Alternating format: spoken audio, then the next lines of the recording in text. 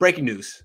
First off, we'll start with the Niners breaking news. They released Jalen Hurd, who was still on the team after 3 years, never actually played in a game, had some good practices, though, and a couple of preseason games. Remember that catch in preseason? What will you miss most? What will be your fondest memory of the Jalen Hurd era? The people who told me that he was the X factor and that I should lay off of him, and that he was going to completely change this offense and be dynamic. That's my favorite portion of it. You know what? I don't want to take a victory lap on a guy with the injury because that's unfortunate. But I will tell you this. Clearly, you know my stance on this. The 49ers could have drafted in the same draft Deebo Samuel and Terry McLaurin. Yeah. And stop telling me about the draft as a crapshoot. I'm tired of that because that's a way to excuse absolute whiffs, right? Here's the reason that it was important for them to hit on both those picks. You traded up the next year to get Brandon Ayuk to fill in that second role. Guess what? You're backtracking because you whiffed on Jalen Hurd, and you sacrificed more picks down the line to move up to get Ayuk, and you could have addressed something that this team really needs, i.e. corner, i.e. defensive, linebackers right now, which is thin, anything. You could have, that's the point. It's not about, oh, well, it's a crapshoot. Some guys pan out, some guys don't. It's when you whiff, you backtrack.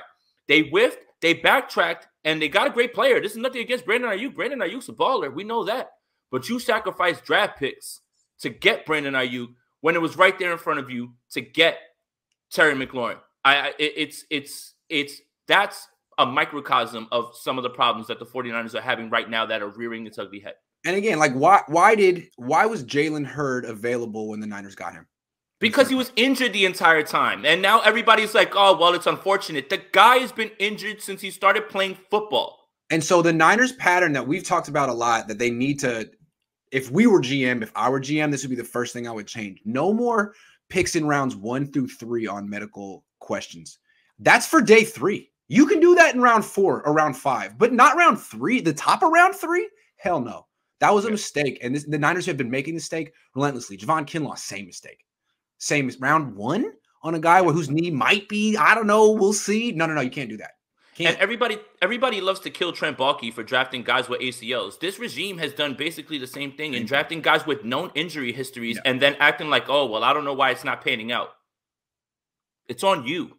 Okay, I got more questions about Hurd. Why do you think it happened now? Why now? Because, Kyle Shanahan said basically he's not going to be able to come back this year and he doesn't envision it. And now it's like it's year 3, so you might as well make the move. But he was trying to force this to happen because he wants to be the smartest guy in the room at this point. You were at the Senior Bowl, Kyle, with all 3 of these guys. Jalen Hurd didn't even play in the Senior Bowl, if I'm not mistaken. I think that he was just there, just hanging out. Because there's video of him while Deebo's practicing. That is true. While Deebo's practicing and while Terry McLaurin are practicing right in front of you, obviously you identified Deebo. Great job. There's video of you talking with Jalen Hurd. Oh, man, I can't wait to have you over here. Why weren't you looking at the guy that everybody was saying at OSU was underutilized and was going to be a steal in this draft and goes a few picks after you? And he got rave reviews at the Senior Bowl. Now, he was on Gruden's team. He was on the other team, but he's on your field. What? It's my thing is he killed the combine. And people, the people who say that Hurd was the pick over him love to point to whatever it is that he did at Tennessee, right? We understand running back and everything, right? Fine. Right. But the metrics didn't add up at the combine, at the Senior Bowl, nothing like that. Everyone had said Terry McLaurin was going to be a steal. And you, again, have this idea of tunnel vision, straight looking down the tunnel. And it's like, man, I can use this guy on these jet sweeps and do all this other stuff, ignoring the injury history when the regular player, the regular wide receiver was right there in front of you. Everything doesn't have to be jet sweeps and a bunch of gadget things. Maybe the best player is just a guy who can run routes really well. I bet you Terry McLaurin can run a jet sweep. I'm just saying. I bet you Terry McLaurin can get 1,000-yard seasons with terrible quarterbacks as well. Like, oh my goodness, man, what a novel idea. Who would want that? Here's why I think they waited this long. The money's all guaranteed. So whether they kept him to next year or cut him, they don't save any money by doing this. I want fans to understand that. They save $0. It's just a whiff. It's just a whiff. They gave up. So either they got some news from a doctor like this is hopeless, or he was like, I don't want to be here, or like, let's give up because it's not going to work out. This wasn't like, well, let's just cut our losses and save some money. No, that's not what happened here. This is he's going to get paid next year. He's going to get the full rookie contract. this is a whiff of the Joe Williams magnitude, except that was a 4th round pick. This was a 3rd. Well, I mean, it's not so bad. I mean, they hit on their 4th round pick in 2019. You guys remember who that was, right? Mitch Wisnowski.